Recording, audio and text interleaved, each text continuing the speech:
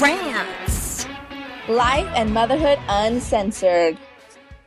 Welcome back to Mama Rantz with Al. And Allie. Hey, Allie. How are you doing today? Oh, I'm doing today. I guess you could say better than the other days that have been happening this freaking week. We're like held together by Gorilla Glue this week. So, what's been going on? It just seems like it's just been one thing after another. So we were finishing out the tail end visit of my little sister-in-laws were here.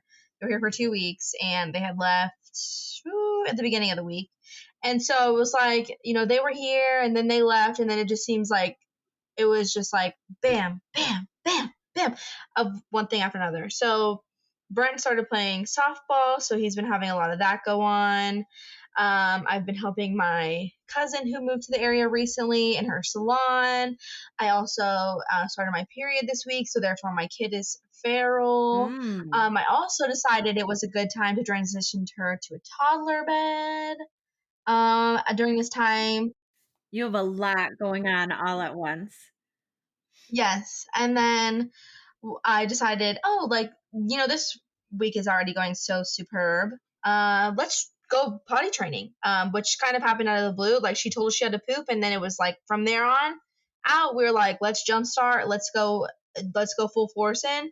And so we did that, and then to top it off, I got a big giant, like, holy moly freaking bolt in my tire.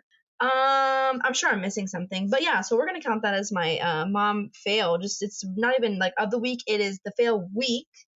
But I will say she's transitioned to her bed nicely, beautifully actually, and potty training is going great. So, well, for you thinking that those two things would be terrible to do together, you just said they've done great. So, I mean, maybe that isn't a fail. Maybe that's a win.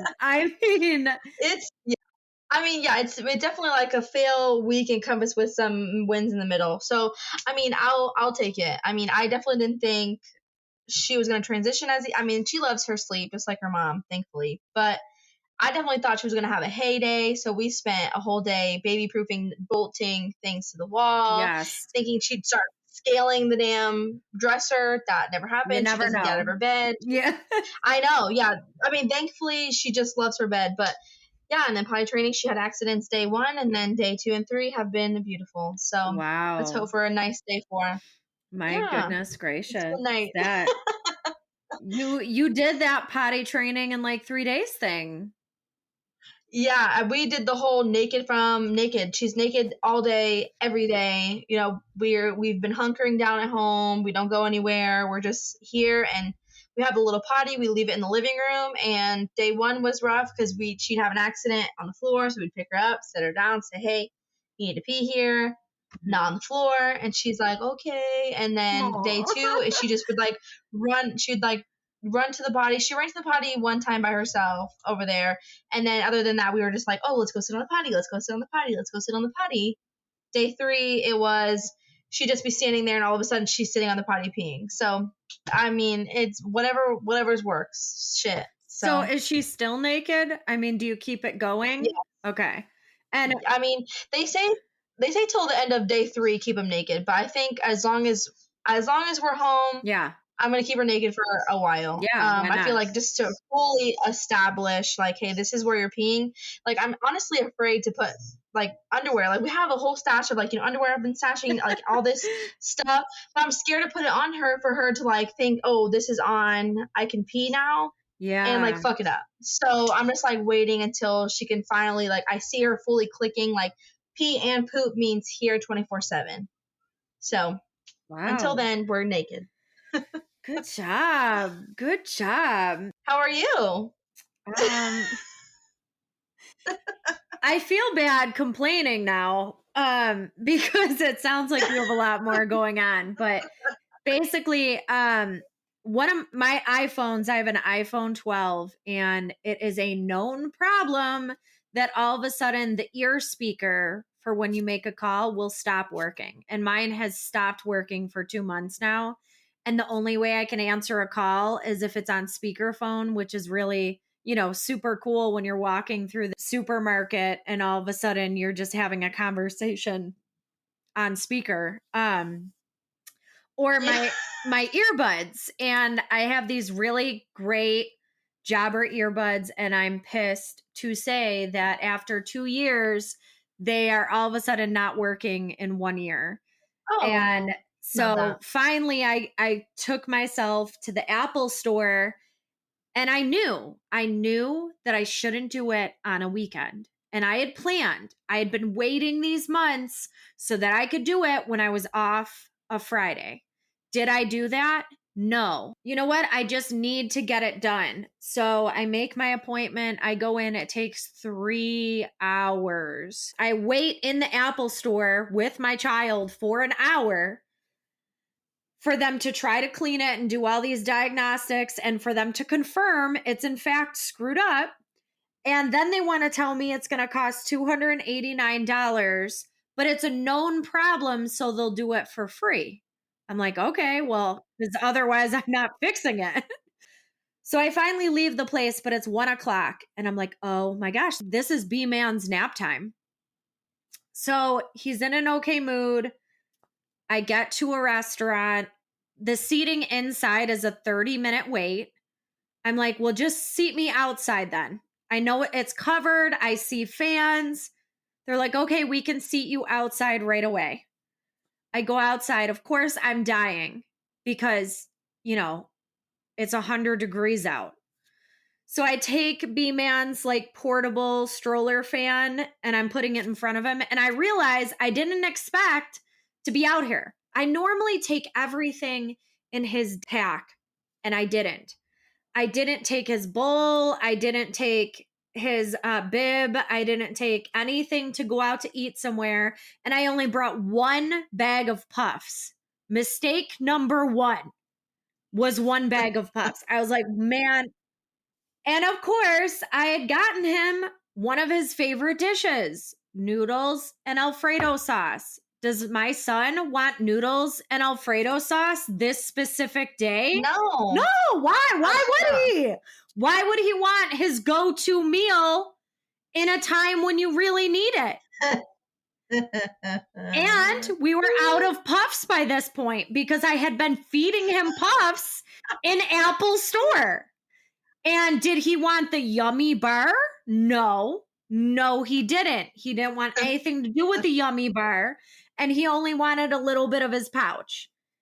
And I'm just like, oh my goodness. So we get done eating and I get him to the car and I start driving around just waiting for my time to be ready. And he falls asleep. And I'm like, oh my gosh. I tell my friend, I'm like, you need to drive the car. I need to hop out to pick up my phone and you need to keep doing circles. I come back, B-Man's still asleep. I'm like, this is great. This is great. All of a sudden, B-Man's awake, screaming, big alligator tears. I'm like, this. That was my mom fail of the week.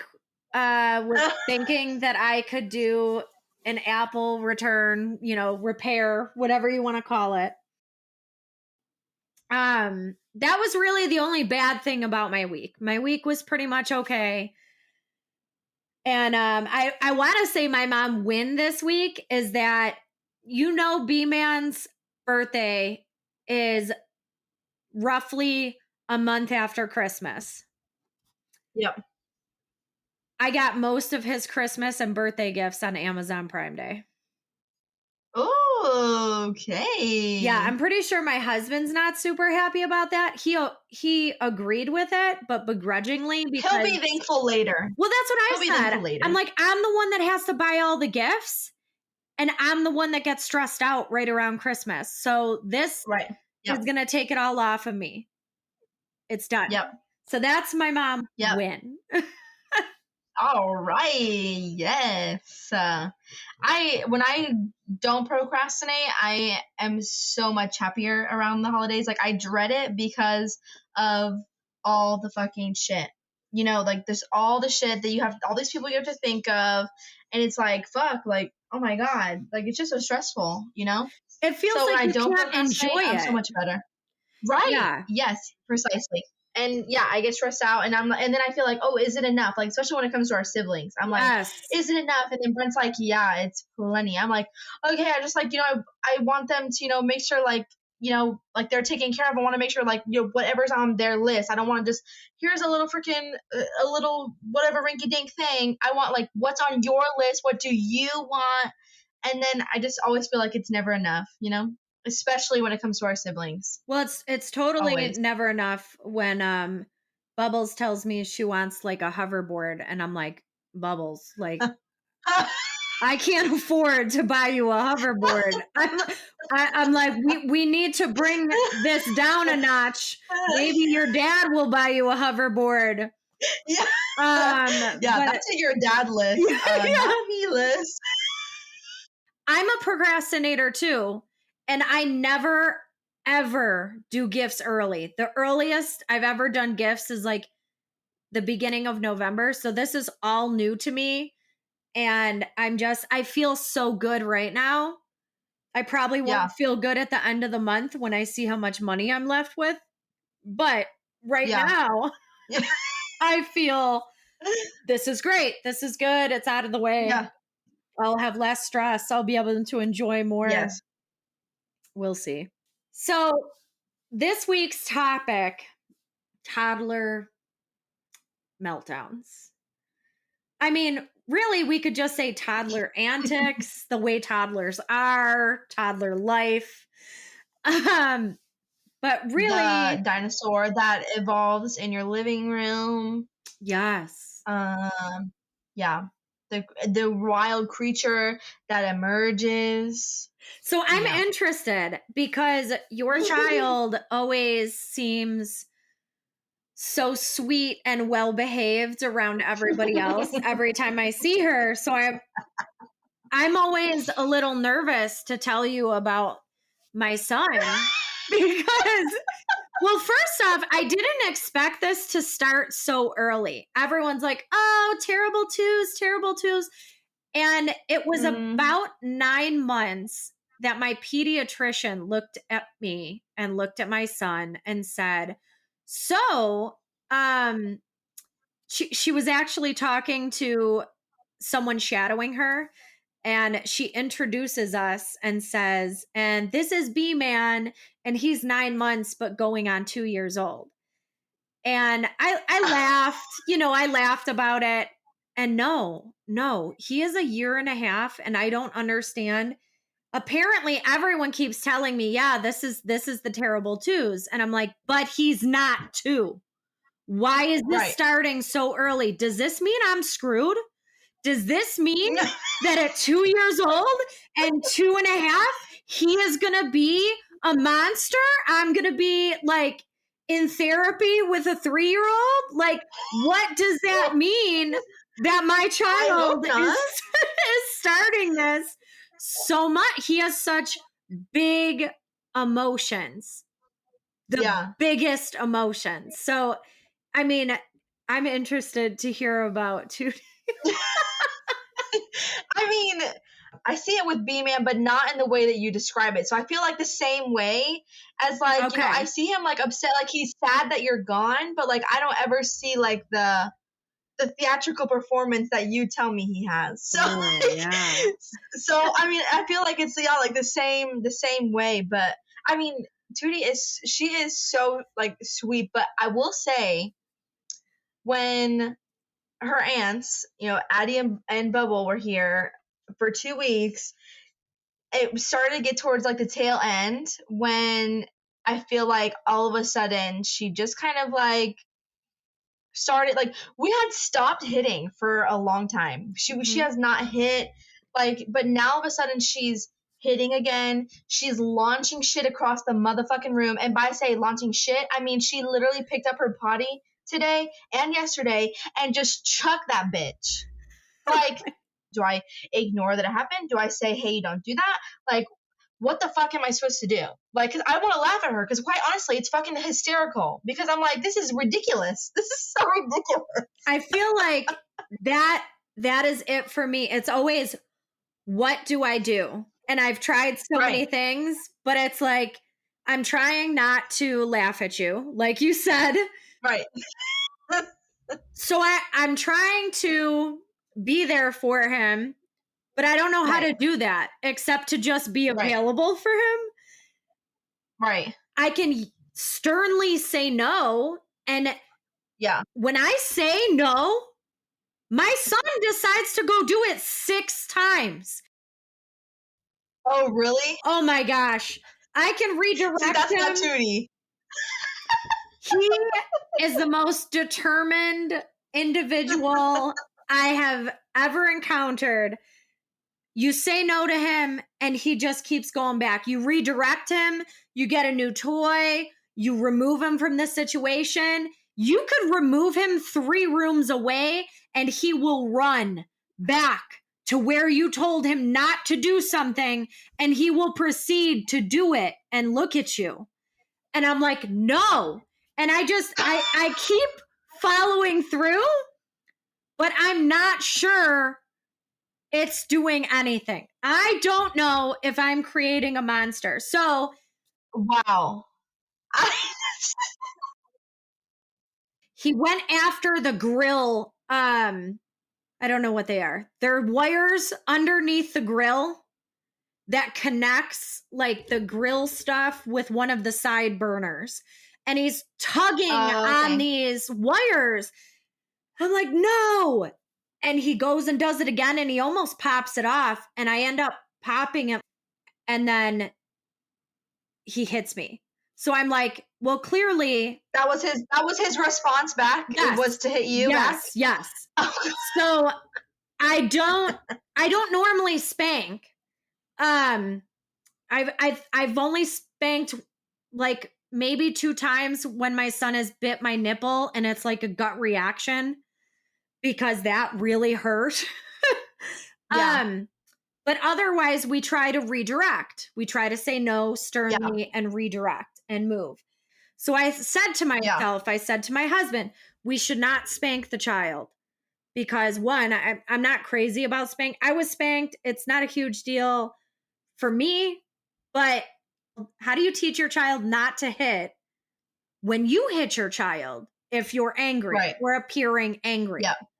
And I understand that if a child's doing something really dangerous, you might have to get a shock value out of them to try to impress upon how dangerous something is. But because before that, the only thing we'd like tap his hand and say no before he'd understand. And we try to remove his hand. But he still hits. He still, he'll get angry and he hits. He will get mad that you take something from him, and he will throw both his hands at you. And I try to turn him around, and I try to just love him, and I try to just say, it's okay, baby. I know you're upset. I'm sorry, but we can't do this right now. And am I a kook? Like, he doesn't even know what I'm saying. That's what we do. But that's what we do. Like, we'll say, like, are you okay? Like, do you want a hug? Because it's oftentimes when she's doing it, she wants attention. And so, when she does it, it'll be like, baby, come here. Like, do you need a hug? Are you okay? And then it's like her mood is instantly changed. It's like she feels as though we weren't listening to her or we weren't paying attention to her. So therefore she's angry at us because we weren't doing that. And then so she hits or throws shit because she knows it's going to get our attention. So then by redirecting or calling her over, we ask her, are you okay? We get on her level, give her a hug. And then it's like brand new kid. Almost always. Okay. Why isn't my child that? Why isn't my child? I literally, I have to turn him around to hold him because he will continue to try to beat the crap out of me. And I will just hold him like, his back's to me. So that way he can't grab me or hurt me. And I try to tell him, I understand you're upset. It's okay. But he's 1.5. So I don't know. But I'm trying to say like, hey, I love you. It's okay to have this feeling. And I'm just going to kind of love you through it. But at the same time, how do I get him to stop doing this? Maybe I'm just a shitty parent. I really don't. No. We when she's hitting, we also like will take her hand and then we'll like only gentle to mommy. You told me that. We do that. Yeah. And then she'll always look at me with like a sad face, like, and then she'll look at me and say, "Sorry, mommy." And then she'll start patting wherever she was hitting, and then most of the time either crawl up in my lap and hug me, or she'll say, "Sorry, mommy, love you," and then I'll hug her, say I love you, and then she'll be good to go. So it'll work with B-Man like 35 to 40% of the time. Yeah. When he gets excited too, he does this stuff. He screams and he squeezes and he tries to grab. And it's like so it's not just when he's angry, it's when he's excited too. And we tried the gentle thing, and that sometimes works. Sometimes I cry, like I do a fake cry, and he'll stop what he's doing. That's the only thing that really stops him, is when I fake cry, and he'll laugh at me, but he stops what he's doing. I mean, he folds himself in half. He screams. He's on the ground.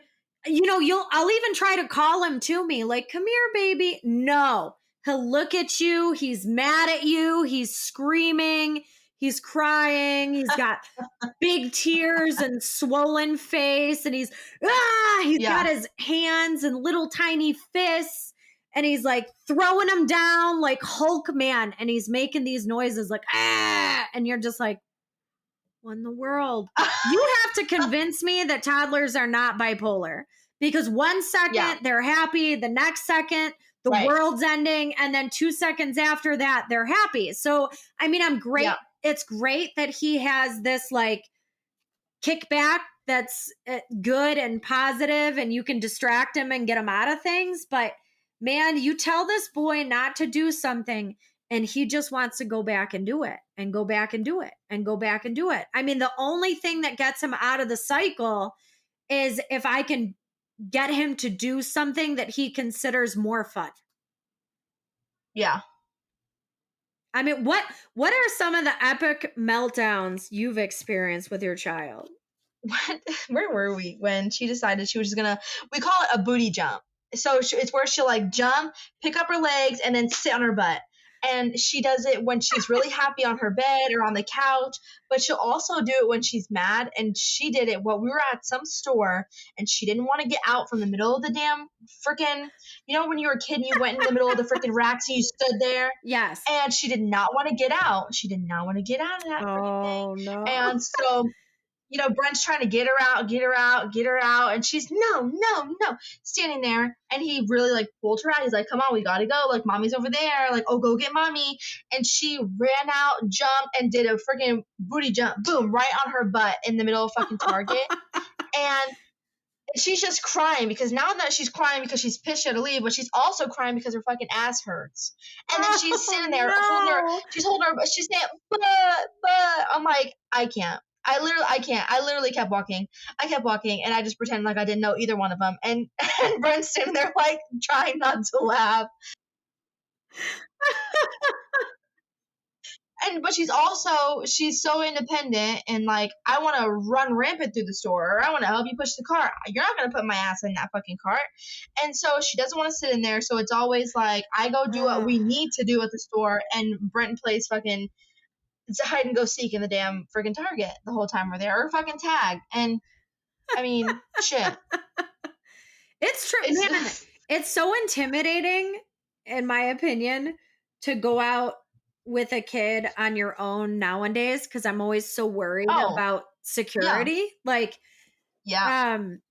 B-Man luckily has not had any public meltdowns. His meltdowns seem to be at home until today. Today he had a meltdown because in between waiting for us to get a seat outside, I decided to take him out of the stroller and walk him around and get some energy out. And he sees a truck out in valet. and he's the most excited over this truck. He loves trucks. So he starts running. He drops my hand and starts running towards the truck. So I have to run after him and scoop him. And I'm like, no, baby. Like, you can't go after the truck. And that was I fold myself on the ground, throw my fists on the ground.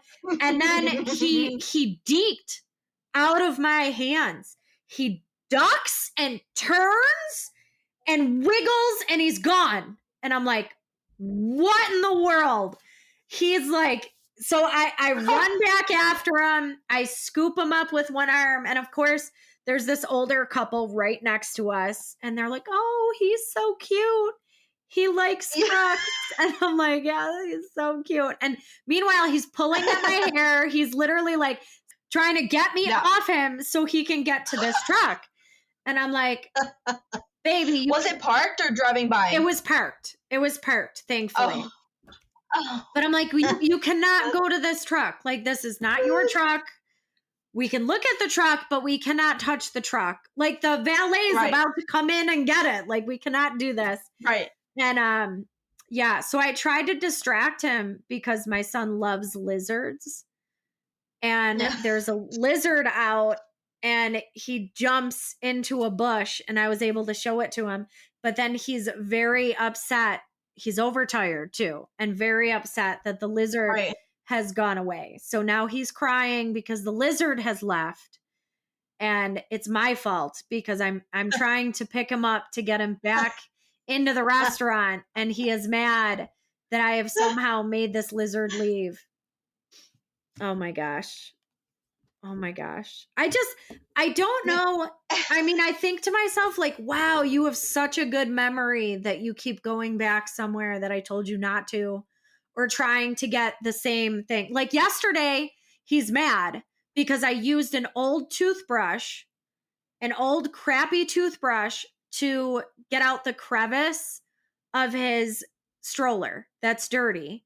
And he's mad because I wouldn't give it to him. So I gave him another toothbrush, a toothbrush that'd be okay to go in his mouth. Was that a reasonable decision? No. Of course not. Absolutely not. He threw himself on the ground, chucked the toothbrush I gave him, got all mad. I'm like, man, you are going to be one strong-willed child. And I'm sick though. I'm really pissed off at everyone, namely my husband and his side of the family, but I'm pretty sure my brother would say the same thing. Saying, oh, well, he takes after you. Yeah. Oh, does he? Does he take after me? Like, and I even asked my mom at dinner one time, I'm like, Mom, was I ever like this as a child? And she's like, no, you were independent. You were a little crazy. Like, you would be fearless with things, but you were good. You could sit down, do things. You didn't have like a ton of temper tantrums. And I hear all these stories about Matt from like middle school getting suspended. So I'm like, whose kid? Whose kid is it? Right. Who's he taking after? Pretty sure it's not me. I'm not the one. I'm not the one. Or it's both of us. The whole family makes it very convenient to pick whose child it is or whose child the baby's taking after when they're doing certain things. Oh, he's doing something good. Oh, of course, it's my side. Oh, he's doing something bad. That's your side. And I'm like, go F yourself. Like, you are not helping me, my situation, what's going on with my child, or my relationship with my husband. And I'm just like, and I feel bad. I'm probably making my son sound like a terror, which sometimes he is. But most of the time, he is a wonderful, happy child. Yeah. I mean, you've seen him. He is a great child. He is, for the most part, great tempered. It's normally when he's tired or when you take things away from him. That is a thing. it's when you take something away from him. I try so hard to toddler proof everything so that way I don't Yeah. have to take something away from him, Yeah. because it ends up in such a fiasco. But it's like at the same time, I need to teach him, hey, if I tell you you can't have this, you can't have this. Yeah. Yeah. What are some of the things that, like, did you research? Like, how did you come up with how you would parent your toddler? Because what I did was stupid trial and error. And I wonder if I did the right thing. So, you know me and my research. I'm a very research-based parent. yes. And like when something arises, like a problem, like I will go down a rabbit hole. Before I do anything, I'm jumping on Google, I'm on my due date group, I'm on TikTok, I'm going down the rabbit hole of what needs to be done and what is the outcome of doing said thing. So, but early on, when she was like crawling, you know, she would find random shit on the floor. It was like, instead of taking it from her, we always said like, oh, can mommy have it? Can mommy have it? And it was like we put the control in her court, and it was like, oh, I'm giving it to her. She's not taking it from me. I'm giving it to her. So it was like, as she got older and she would find random things on the ground, she just got in the habit of bringing them to me instantly. And even if she has something now that we want to have or we know she can't have, we rarely resort to immediately taking away from her unless it's like a knife because she climbed up on her little stool and I just so happened to leave it there, or like a, you know, something like that. But we almost always give her the option, hey, can mommy have it? Mommy needs to use over here. Even if it's like, I don't need it, we make her think like, oh, it's important. Like, you know, you're like the key factor to mommy finishing what she needs to do. But my research has just always been like making them feel as though they are the ones in control is like, has always been just like our go-to, and like how we succeed is just like making her feel she's the boss, even though she's not. Like, maybe I should, what do you want to do? Maybe I'm not asking enough. I mean, we do ask B-Man to give us stuff, but I think my first reaction when he has something that he shouldn't have that could hurt him, I end up just taking it away. And that's right when the meltdown happens. So maybe I need to. Yeah. I'll say try with everything. I mean, it could be something, you know, obviously like if it's like a knife or something like that crazy, but if it's like he has, I don't know, a can of like hairspray, he got a can of hairspray. Like, I mean, could it really hurt him? Yes, but like always give him, you know, the option. Try there and like, hey, like mommy needs it to do her hair. Like, you want to spray it? Help mommy spray it in her hair. And then he has it. He helps you. And then thank you so much. Like, and we always said, you know, thank you for giving it to mommy. And then she's moved on to something else. And like, it's just day to day. We'll do like whenever our door is open, this kid will run in here, climb up the doggy stairs to get in our bed always. And trying to get her out of the bed, like you can rip her out, but like she doesn't ever want to get out by just like, oh, come here. Nope, she doesn't want to come. But if you like, oh, like you want to jump to mommy? Let's come jump to mommy. She's jumping. You know, you count 1, 2, 3, she's jumping off the bed and then she's running out. And making it a game, a more positive experience has always benefited us in the long run. Like as much as I want to literally yank her out of the bed because I've already pulled her out of the bed 1,700 times. I have to freaking put my shit, my frustration over here in left field and make it a good experience for her, because if not, then I'm frustrated, she's frustrated, and then I'm more frustrated because she's fucking crying at me. So it's just like, it's a domino effect. So I always play into her cards, always. That's a good idea. And no one talks about how hard it is. I shouldn't say no one, but it's rarely talked about how hard it is to change your parenting to be different from the way you were parented. Yes. You see the way that people are parenting now, but you don't know what the effect is really going to be later down the road. Yeah. Right. Just keep saying to myself, man, I hope I don't screw my kid up. Man, I hope. Yeah. I think that's all.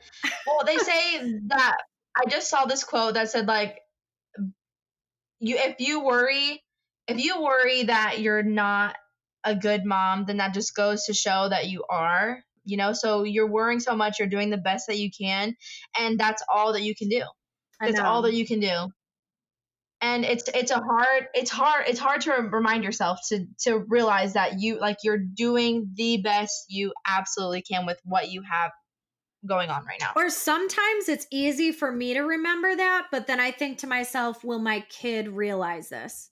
Will my kid realize that I'm a person and I'm human and I'm not perfect and that I did the best I can and I've done the best I can working on myself to, break some habits or parenting cycles to try to do what is best for him, when also wondering, am I doing this right? Yeah.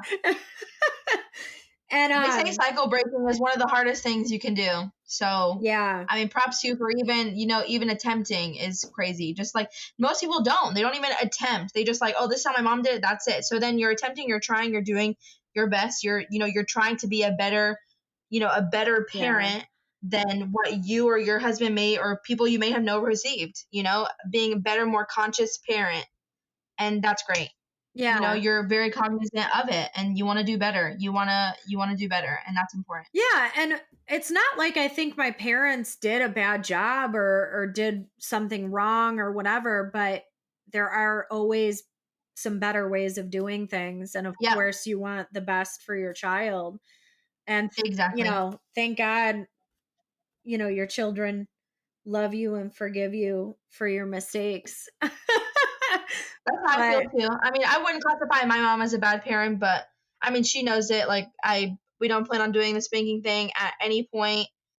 I will never take that. Like there are pieces of my mom's parenting that I will take and grab, pieces that I will literally throw away and never revisit. And I think that's important, I assume that's the way it is with every generation, right? Like you try to take the good from what you've experienced and what the previous generation did, and you try to build upon it.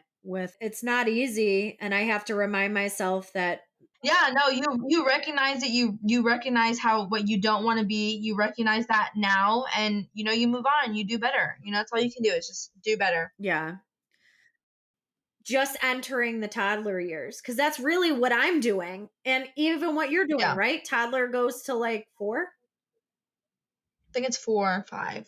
So I'm thinking to myself, I'm just starting the shit show, and I'm excited for it though, because there's also, these tantrums are tough, and it really makes me question my parenting, because I'm like, am I doing it right? Am I doing it wrong? How do I make sure he doesn't do this to someone else, to another child, like learn behavior, whatever.